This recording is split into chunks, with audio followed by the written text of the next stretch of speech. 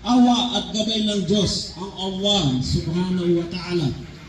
Mga minamahal naming panauhin, nais din po namin ibahagi na sa kasalukuyan, iparating aming taos pusong pasasalamat sa inyong presensya. Ang iyong pagdalaw ay isang patunay ng kapayapaan at dialogo ay posible kapag may bukas na. Ang asawa din po ay sa Saudi din nagtatrabaho, may gera nga po doon.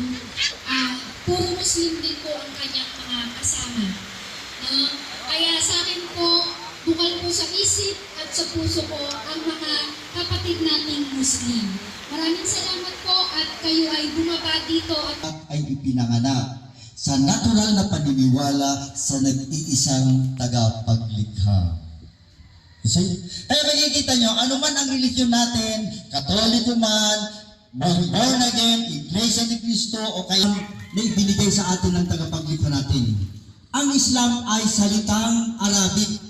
Na katulad ng sinabi ng ustads natin, Islam ay pagsunod sa utos, pagtalima at pagsuko, siguridad at kapayapaan. Yan po ang kahulugan ng Islam. Kunin lang natin mga damit na ganito, ganyan. Pero, nakikurious lang po ako.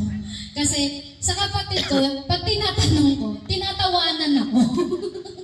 Kasi kakakasal lang po kasi niya, di ba? Bagong kasal yan eh. Yan.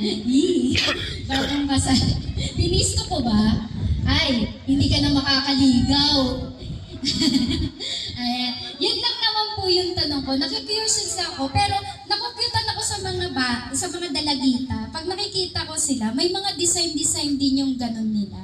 Yun. Kasi ang tawag po sa amin niya bilang Katoliko is belo.